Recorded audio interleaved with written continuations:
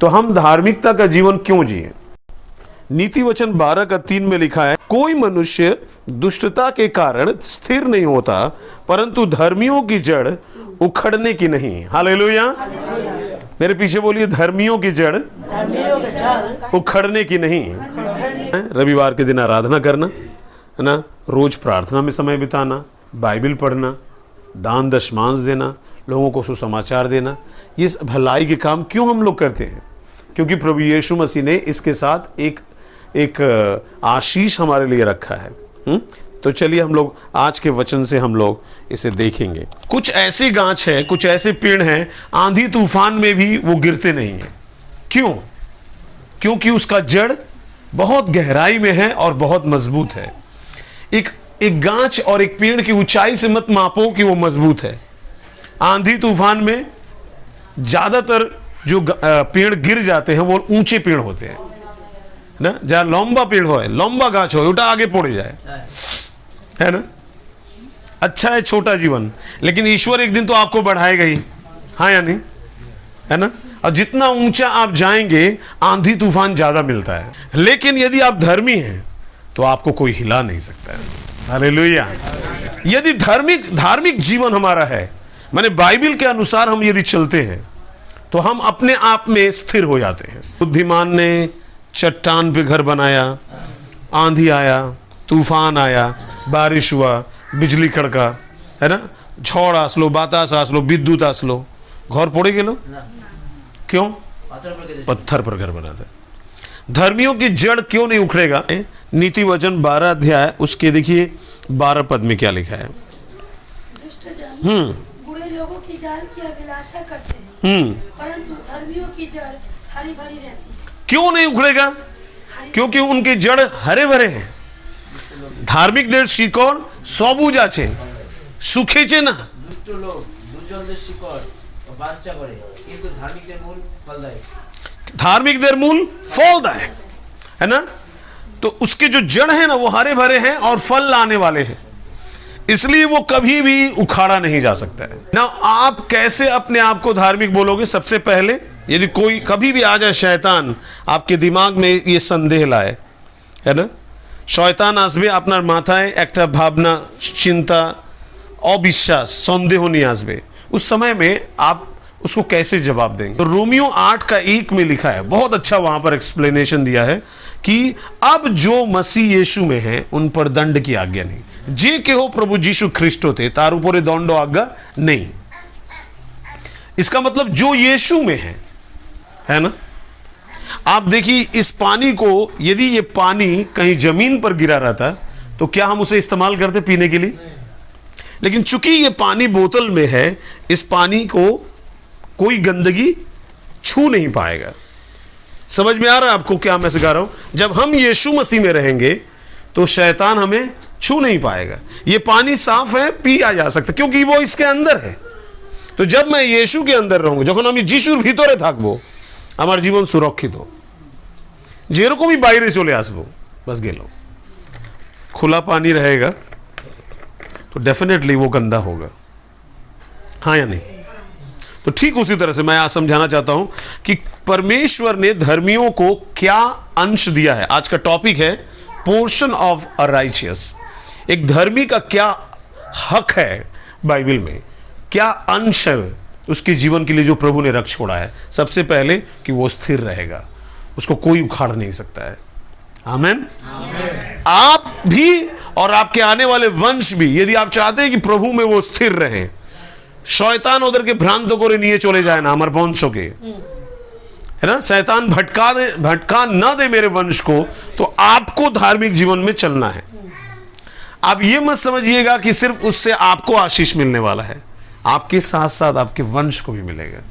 आप जानते हैं परमेश्वर धार्मिक के कितने वंश को आशीष देगा? Very good. किसने बोला? 1000 वंश को आशीष देगा। कितने वंश? 1000। इसके बाद 1000 वंश को प्रभु भूलेगा नहीं। हालेलुया। दंड तो सिर्फ 4 वंश तक है ना, लेकिन आशीर्वाद 1000 वंश। उसका अनुग्रह बहुत समय के लिए है, उसका क्रोध क्षण भर के लिए। কিছু ক্ষণের জন্য আছে। नंबर 2 नीति वचन 12 अध्याय उसका 7 पद को देखिए, धर्मियों का घर स्थिर रहता है। कहिए जोर से, धार्मिक देर घर स्थिर থাকবে। इसका मतलब सिर्फ उनकी जड़ें नहीं है ना, बल्कि उनका घर ना। ये समझिएगा कि घर कहने का मतलब क्या है। घर कहने का मतलब घराना। एक व्यक्ति को परमेश्वर नहीं बुलाता है, एक परिवार को बुलाता है। आमीन। ये याद रहेगा आपको, बाइबल में लिखा भी है प्रेरितों 16:31 में, यदि तू विश्वास करे तो तू और तेरा घराना उद्धार पाएगा। हालेलुया। यदि तुम ही विश्वास करबे, तुम ही और तुम्हारा परिवार उद्धार पावे। तो इसका मतलब परमेश्वर जब भी एक व्यक्ति को बुलाता है तो उसका टारगेट क्या है, उसका लक्ष्य क्या है? एक पूरे परिवार को, कई बार एक पूरी जाति को। हालेलुया।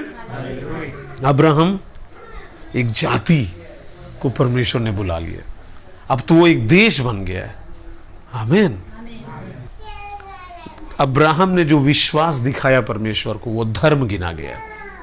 पढ़ें आप इब्रियो 11 अध्याय, इब्रानियों 11 में लिखा है कि जो उसने विश्वास करके दिखाया वही उसके लिए धार्मिकता गिना गया। अपनी धार्मिकता आप परमेश्वर को दिखाओ। हालेलुया। आप जानते हैं 3 चीजें बाइबल में गुप्त करके करने के लिए कहा गया है। 3टी जिनिस আছে বাইবেলে যাকে গুপ্ত করে, है ना, गुप्त করে বলা হয়েছে। नंबर 1 प्रार्थना, वेरी गुड, दान और उपवास। प्रार्थना, दान और उपवास, ये याद रहेगा। ये तीनों चीज गुप्त में होना चाहिए, मतलब कोई ना जाने। फरीसी लोग जो थे वो रास्ते के बीच में खड़े हो जाते थे, प्रार्थना करते थे अन्य जातियों को दिखाने के लिए, पर जातिदेरके देखाবার জন্য कि देखो আমি কত प्रार्थना करी, कितना मैं प्रार्थना करता हूं, ये दिखाने के लिए। क्या उनको परमेश्वर आशीष देगा इस बात के लिए? नहीं, क्योंकि परमेश्वर दिखावटी बातों को नहीं मानता है। हालेलुया। वो तो असलियत को मानता है। ओके, उपवास की बात करें और दान की बात करें और प्रार्थना, तो ये हमेशा गुप्त में होने चाहिए। नंबर 2, परमेश्वर धर्मी का घर को स्थिर रखेगा। ओके, इसी अध्याय में, जस्ट मैं इस अध्याय को थोड़ा सा मनन कर रहा, तो 13 पद में लिखा है तीसरी बात कि धर्मियों के लिए प्रभु ने क्या रखा है। What is the portion of a righteous. धर्मी संकट से निकाश पाता है। बांग्लाते की लिखा है? आमीन। धार्मिक संकट থেকে উত্তীর্ণ মানে পাস হয়ে যাবে, है ना, বাইরে এসে যাবে, है ना। धर्मी संकट से बाहर निकल आएगा। इसका मतलब कोई दुनिया में ऐसा संकट नहीं बना है जो धर्मी को पकड़ के रख सके। कितनी अच्छी बात है, बाइबल में परमेश्वर हमारे लिए प्रतिज्ञा कर रहा है। ईश्वर बोलছেন कोनो जिनिस, कोनो विपद ओके धरे रखते पारबे ना।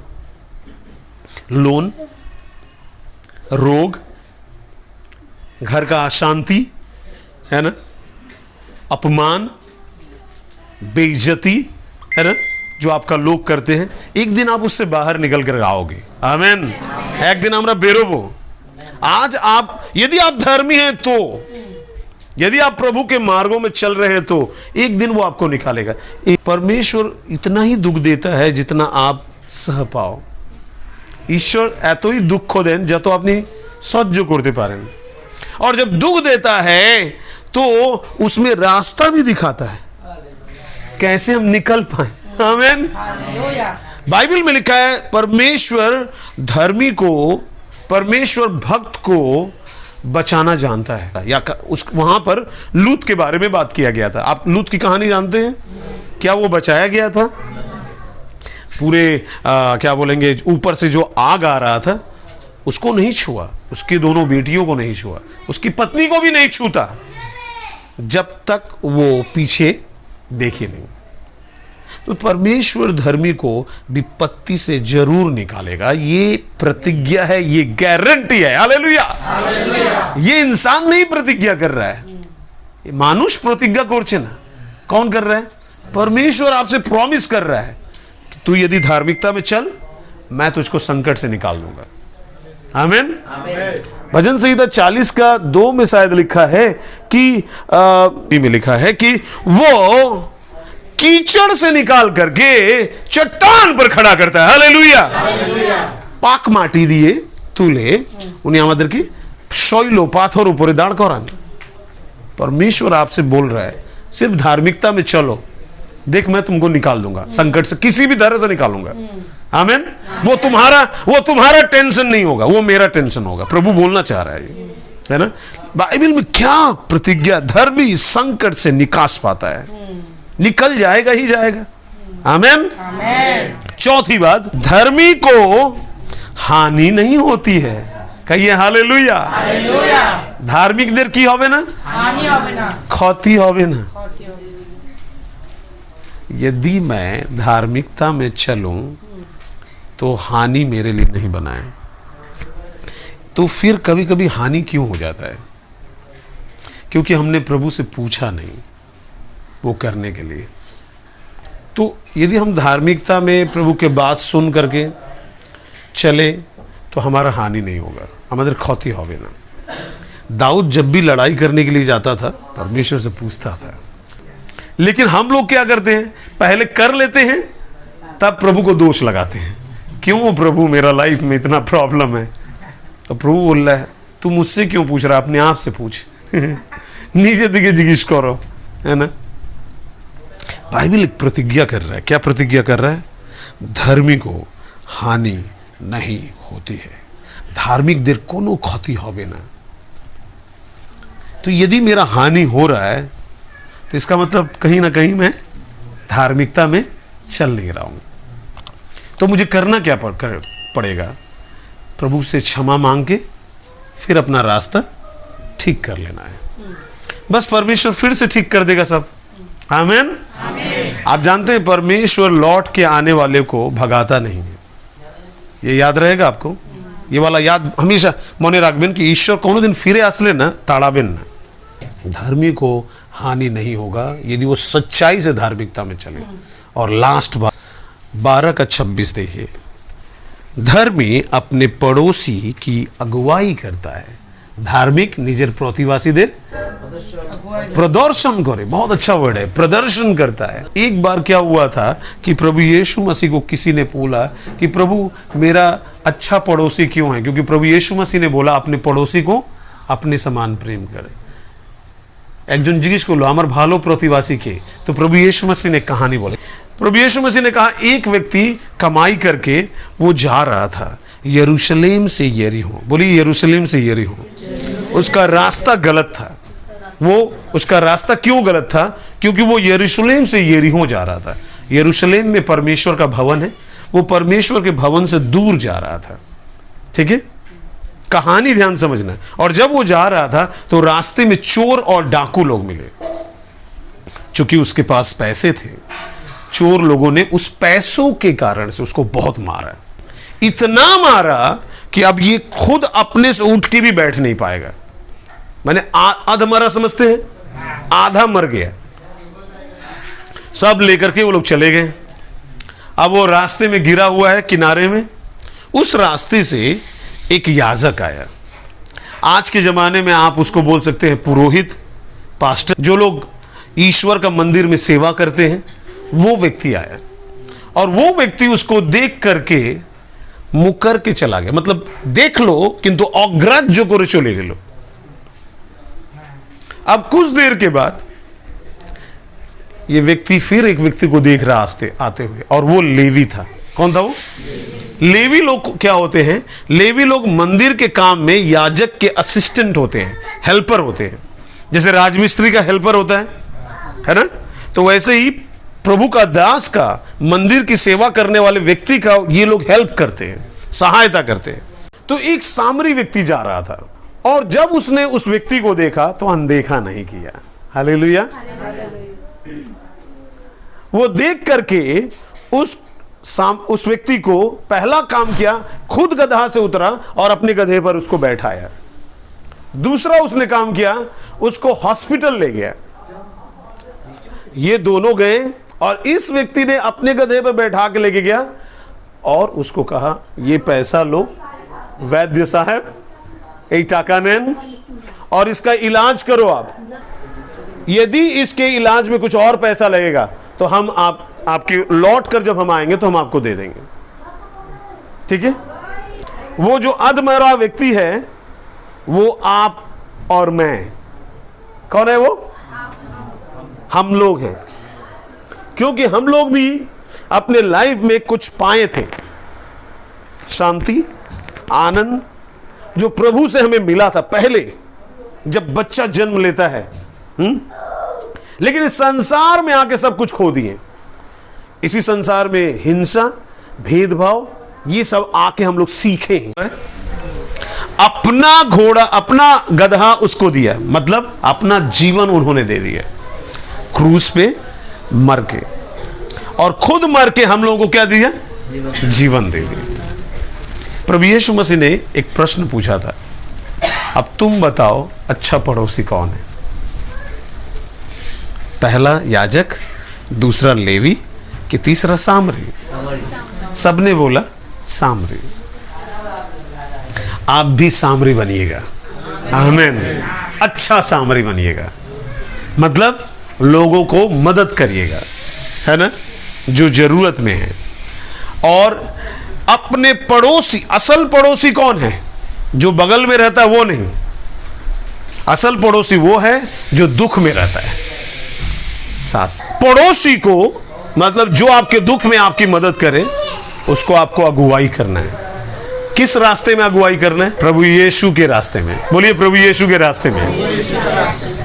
प्रभु यीशु मसीह का रास्ता आप जानते हैं, जीवन है, सत्य है। प्रभु यीशु के रास्ते में जीवन है। मैं अपने लाइफ में शराब पीने से पहले प्रभु यीशु को ग्रहण कर लिया, नशा करने से पहले। मैं मात्र 12 साल में प्रभु यीशु मसीह को जाना, नशा क्या होता है जानने से पहले। और इसलिए प्रभु यीशु मसीह आने के बाद मैं कभी नशा किया ही नहीं। हालेलुया। क्यों? क्योंकि प्रभु यीशु मसीह के रास्ते में नशा नहीं चलेगा, झूठ नहीं चलेगा। तो यहां पर एक अच्छा इंसान बनने के रास्ते हैं, सिर्फ सिखाया नहीं जाता है, करना पड़ता है। हाँ, बाइबिल का नशा लग गया तब तो बहुत बढ़ेंगे आप। अच्छा नशा है वो, है ना, ठीक है। तो ये आज मैं बोल करके शेष करता हूं कि परमेश्वर ने धर्मियों के लिए, जो उनके मार्ग में चलते हैं, उनके लिए 5 आशीषें रखी हैं। उनके भाग में 5 चीजें जाएगा। नंबर 1, वे लोग कभी भी उखड़ेंगे नहीं, है ना, वो लोग स्थिर रहेंगे। नंबर 2, उनका घर भी स्थिर रहेगा। आमीन। नंबर 3, उनको संकट से परमेश्वर निकालेगा, विपत्ति से परमेश्वर जरूर निकालेगा। चौथी बात, प्रभु यीशु मसीह को जो मानकर चलते, जो धर्मी हैं, उनको कभी हानि नहीं होगा। कहिए मेरा कभी हानि नहीं होगा, क्योंकि वो शरीर से नहीं चलते हैं, वो आत्मा से चलते हैं। आप समझ में आ रहा है? वो लोग प्रभु से पूछेंगे काम करने से पहले कि प्रभु मैं ये काम करूं कि ना करूं। और लास्ट 5वां बात कि जो धर्मी हैं, पड़ोसियों को, बहुत सारे लोग जो हैं, उनको वो लोग अगुवाई करेंगे प्रभु के रास्ते में।